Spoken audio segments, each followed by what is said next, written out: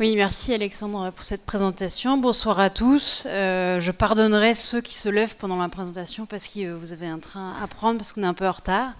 Donc je suis ravie d'être là parmi vous ce soir. Merci au GFEV de m'avoir invité. Donc le titre du topo, c'est Actualité thérapeutique au cours des vascularités IgA. Et j'ai un peu transformé, même si, comme m'a dit hier soir Benjamin, ça se fait pas trop, en stratégie thérapeutique et actualité. Parce qu'en fait, vous allez voir qu'on est dans une période où, à l'heure actuelle, il n'y a que très peu d'essais thérapeutiques, et que finalement, toute la stratégie thérapeutique, elle repose un petit peu sur l'expérience des cliniciens, l'analogie avec la néphropathie IgA, aussi l'expertise des pédiatres, parce que c'est une maladie qui est plus fréquente chez les enfants, pour lequel, là, il y a beaucoup d'essais thérapeutiques. Donc, ça, vous le savez, c'est une vascularite des petits vaisseaux à complexe humain comprenant des IgA1. Alors, à la différence des vascularites associées aux ANCA, ce sont des vascularites pour lesquelles il y a souvent un trigger infectieux, donc une saisonnalité. Là, en ce moment, c'est la saison des vascularites associées aux IgA. Vous en avez probablement dans vos services. Et c'est des vascularites qui ont une évolution qui peut être spontanément favorable, comparativement aux vascularites associées aux ANCA, où si vous ne mettez pas un traitement, les malades ne vont pas rentrer en rémission. Le sexe ratio est un peu déséquilibré pour l'homme, et l'âge moyen, c'est 50 ans, mais en vrai, il y a deux pics. Il y a le jeune adulte, avec une forme qui ressemble clairement à la forme pédiatrique, et puis il y a la personne un peu plus âgée. Le pronostic, à court terme, c'est l'atteinte digestive, avec le risque de perforation digestive. En pratique, c'est heureusement très rare, mais c'est un petit peu ce qu'on redoute au début de la prise en charge d'un malade qui a la forme digestive. Et puis, au long cours, le pronostic est guidé bien sûr par le risque de développement d'une insuffisance rénale chronique. Donc la présentation clinique, Évangéline vous en a parlé. Voici les quatre organes atteints principalement. Les autres organes sont hyper rares. Il y a de très rares formes d'hémorragie intra-alvéolaire, parfois des orchites, des pancréatites. Voici quelques photos de malades, donc la forme cutanée. La forme digestive, en fait, quand on fait des endoscopies, ils ont exactement la même chose que sur la peau, mais au niveau muqueux. Ils ont un purpura pétéchial. Et puis au niveau digestif, là sur ce scanner-là, on peut voir une infiltration au niveau duodénal. Globalement, les formes digestives, il y a la forme duodénale où les malades ils ont une douleur épigastrique, ou la forme iléale, avec une iléite au scanner. Et puis souvent des malades qui ont des douleurs articulaires qui sont déclives, comme le purpura, au niveau des chevilles, et puis la forme rénale bien sûr. Alors, comment est-ce qu'on fait un diagnostic de vascularité IgA ? Ça peut paraître basique comme question, mais finalement, c'est sur des signes cliniques, avec le purpura qui est constant dans cette maladie, des signes biologiques avec des signes de glomérulonéphrite. Une petite astuce, l'augmentation isolée des IgA sériques est quand même très prédictive d'une vascularité IgA versus d'autres vascularités des petits vaisseaux. Ce n'est présent que chez un malade sur deux, mais quand c'est présent, c'est un bon élément qui oriente dans un contexte de vascularite. Et un syndrome inflammatoire. Contrairement aux vascularites associées aux ANCA, ces malades-là sont peu inflammatoires. Ils ont à peu près 50, 80 de CRP. Ils n'ont pas, comme dans les vascularites associées aux ANCA, 200, 300 de CRP. Il faut exclure les diagnostics différentiels et en fait, il n'y en a pas beaucoup parce que c'est une maladie qui est facile à diagnostiquer. La caractéristique du purpura, l'association d'une arthralgie, une glomérulonéphrite, ça fait évoquer d'emblée une vascularité IgA. On peut se faire piéger et notamment, on se fait piéger avec la cryo. À mon sens, c'est le diagnostic à éliminer.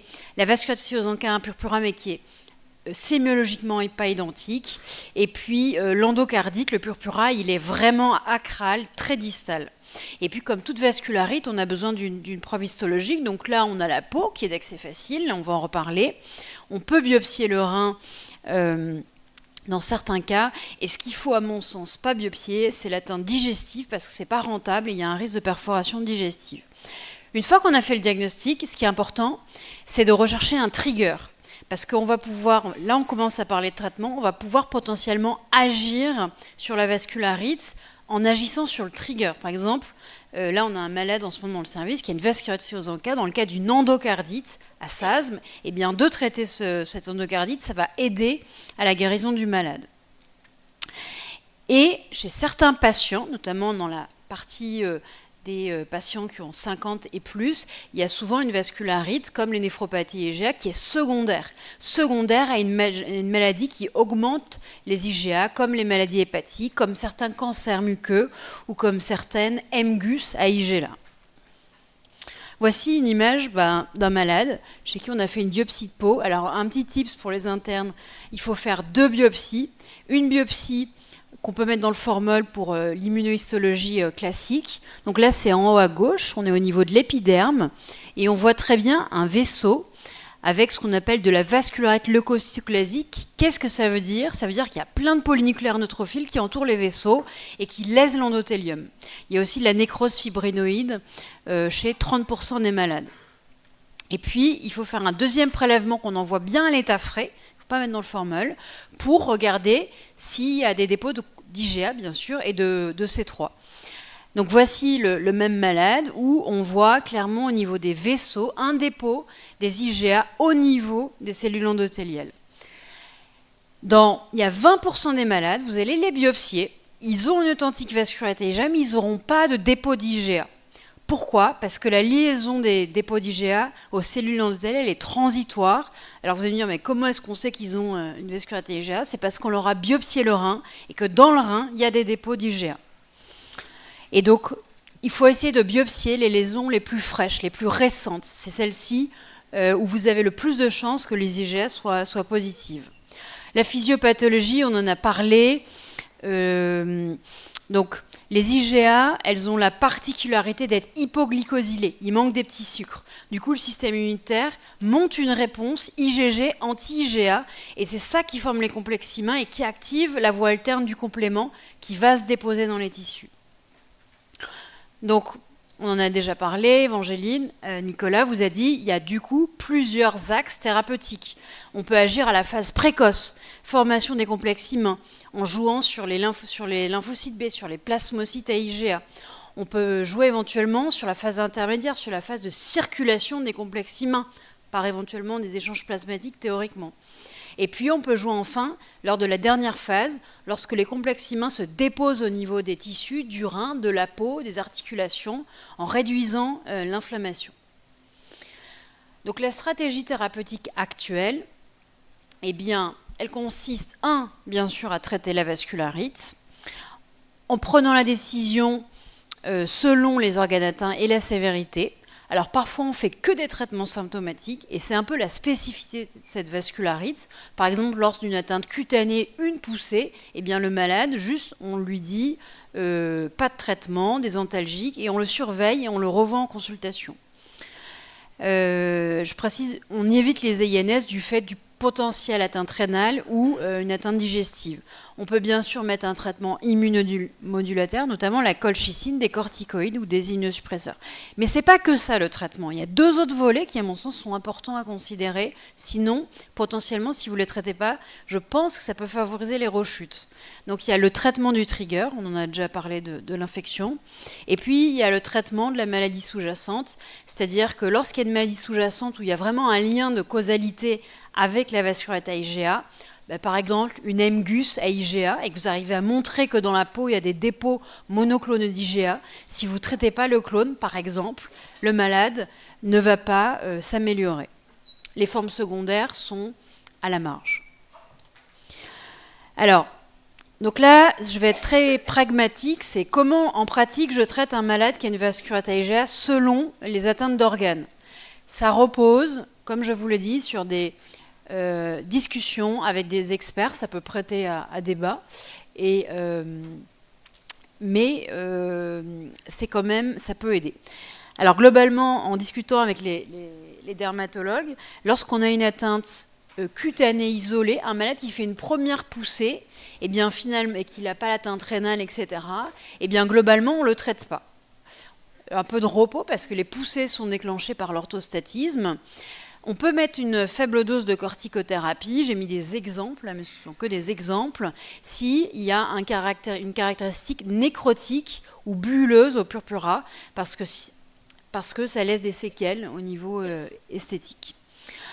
Il y a à peu près 20% des malades qui vont revenir vous voir pour des rechutes.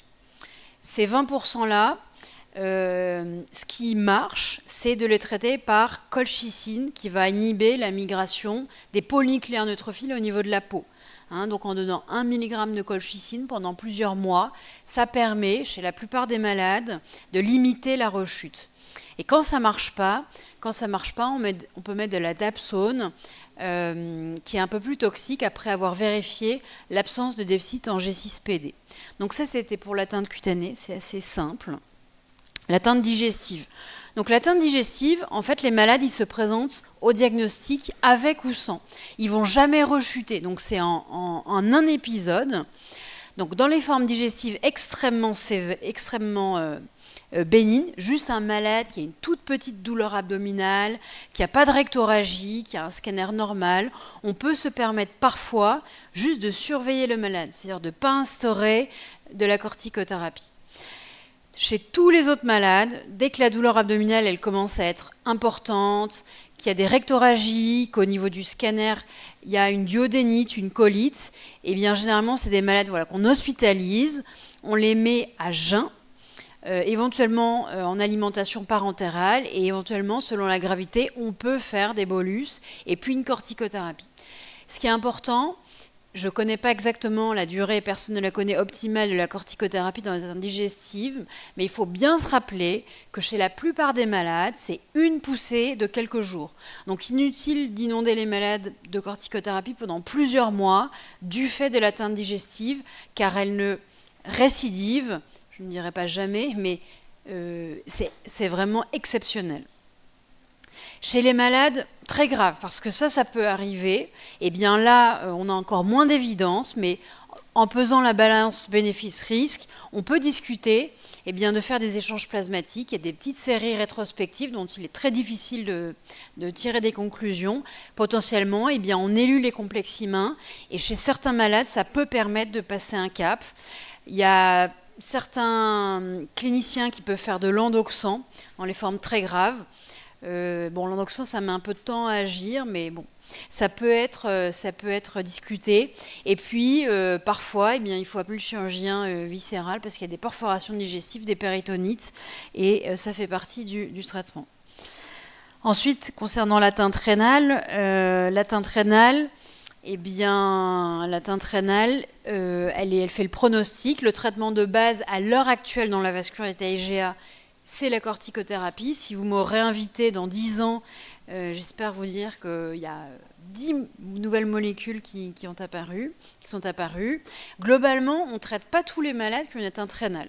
On les traite si il y a des facteurs de mauvais pronostic, comme bien sûr une altération de la fonction rénale en rapport avec la vascularite, une protéinurie d'ordre néphrotique, une protéinurie persistante sous IEC, ça parce qu'on sait que c'est un facteur d'évolution vers une insuffisance rénale chronique, et puis s'il y a beaucoup de croissant à la PBR. Et puis chez certains malades extrêmement graves, on peut discuter d'autres traitements, les mêmes qu'au niveau digestif, en sachant que la seule étude à ce jour disponible dans le monde concernant les vascularites IgA de l'adulte, c'est vrai, évaluant l'effet du cyclophosphamide qu'a fait Evangeline, elle est négative. Voilà. Et puis, bien sûr, les néphroprotecteurs. Maintenant, pour finir, on va parler de perspectives, et vous allez voir que les perspectives, elles sont assez chouettes. Donc, dans les perspectives ou les études en cours, il y a potentiellement de dépléter les lymphocytes B ou les plasmocytes à IgA. Donc il y a une petite étude collaborative européenne qui a repris une vingtaine de patients traités par rituximab lors de formes essentiellement rénales, soit des malades qui avaient une contre-indication à la corticothérapie, soit des malades qui rechutaient, soit des malades qui étaient réfractaires. Il n'y avait pas de bras de contrôle, donc c'est toujours difficile d'interprétation. Toujours est-il qu'on voit une diminution du BIVAS, une épargne cortisonnée, et puis une stabilisation du DFG chez des malades qui étaient plutôt aggravatifs, et surtout une diminution de la protéinurie. Et ce qui a motivé Benjamin et Romain Paul à faire un PHRC qui est actuellement en cours pour évaluer l'efficacité du rituximab au cours des formes sévères de vascularite à IgA. en sachant que au cours de la néphropathie IgA, a priori, il n'y a pas d'efficacité et que, par exemple, les taux sériques d'IgA ne sont pas modifiés au cours de la vasculaire IgA. Et ce qui est peut-être lié, alors ça, c'est des données non publiées de David Jane, où il a regardé, où il a fait des biopsies au niveau ORL, au niveau des adénoïdes, de malades traités par rituximab chez des malades associés aux vasculaires, associés aux ANCA, et il regarde un peu la déplétion des différentes populations B et puis des plasmocytes dans le sang. Donc, vous voyez que dans le sang, à 3 mois, on ne voit plus rien, mais par contre, dans les tissus, à 3 mois, il reste plein de B naïfs, il reste plein de plasmocytes, et IgA, et ça explique peut-être l'inefficacité du rituximab au cours de la néphropathie IgA. On aura les réponses, j'espère, positives dans les vascularités IgA dans quelques mois, années.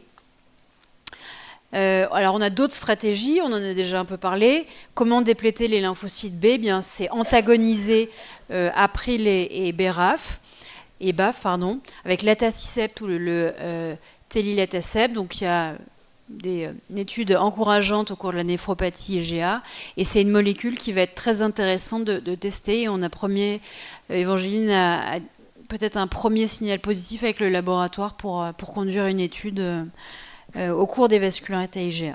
Donc un premier espoir d'autres études dans cette maladie, puisqu'actuellement c'est un désert et qu'à mon sens il y a une autoroute à bâtir. Voilà, c'est la poésie du soir. Bon, et donc sinon le complément, écoutez, je vais vous reparler du complément, mais le complément c'est passionnant. Donc les IgA, vous l'avez compris, vous le savez par cœur, elles activent la voie alterne du complément. On voit des dépôts au niveau de la peau ou du rein des malades de C3, de C5, de C9. Et puis, il y a surtout, et ça fait plaisir aux cliniciens, il y a une corrélation entre la quantité du dépôt et la gravité du malade, ce qui suggère en tout cas que ce n'est pas juste une conséquence, mais que le complément est bien causal dans cette maladie où il n'y a pas de modèle murin, et c'est un peu un frein, je l'avoue, au développement de nouvelles molécules thérapeutiques. Alors, une des molécules hyper prometteuses, c'est l'iptacopan. Donc, je ne vous détaille pas les phases 2 et les phases 3 dans la néphropathie IgA qui montrent une diminution de la protéinurie. Mais disons que l'iptacopan, je vous rappelle, l'agoniste du facteur B, serait une bonne cible thérapeutique dans les vascularités IgA et sera peut-être testé dans les années à venir. Ensuite, il y a l'avacopan. L'avacopan, on vous en a parlé ce matin. Donc, c'est devenu une des armes thérapeutiques au cours des vascularités aux ANCA. Et dans la néphropathie IgA, il y a un essai d'Annette Brunfeld de stade 2, de phase 2, qui est assez encourageant. Alors, sur un petit nombre d'effectifs. Donc, c'est des néphropathies IgA qui n'ont pas trop d'insuffisance rénale et chez qui on donne de l'avacopan et on voit une diminution du taux de protéinurie. Et alors, qu'en est-il dans la vascularite IgA? Eh bien, dans la vascularite IgA, vous avez vu qu'il y a plein de polynucléaires neutrophiles, en tout cas dans la peau des malades, et que le C5a est exprimé par les polynucléaires neutrophiles, mais aussi sur les cellules endothéliales. Donc là aussi, ce serait potentiellement une bonne cible. Et là, pour vous montrer un petit peu, parce qu'on fait de la recherche dans l'équipe dans laquelle je travaille, et on a fait un marquage du C5a récepteur dans la peau de malade, et donc vous voyez, c'est ce qui est en rouge, une expression sur les polynucléaires neutrophiles assez importante du C5a, et donc on imagine bien potentiellement l'intérêt d'aller inhiber cette interaction C5a récepteur, et on a déposé avec quelques petits membres du groupe du GFEV une lettre d'intention au PHRC, et on aura la réponse dans quelques mois. Voilà, donc c'était la fin de mon exposé. Pour vous dire que finalement la compréhension de la physiopathologie de la vascularité IgA et surtout l'analogie aux néphropathies IgA permet d'explorer de nouvelles options thérapeutiques. Vous avez vu la voie du complément, les lymphocytes B. Il y a une nécessité absolue d'effectuer des essais thérapeutiques. À l'heure actuelle, une seule étude publiée, un essai en cours RIGA. Et puis plusieurs espoirs, voilà. Et puis à venir, en 2026, vous aurez un PNDS pour essayer de vous aider à prendre des décisions au cours de cette maladie, et puis des recommandations au niveau européen en 2025. Je vous remercie de votre attention.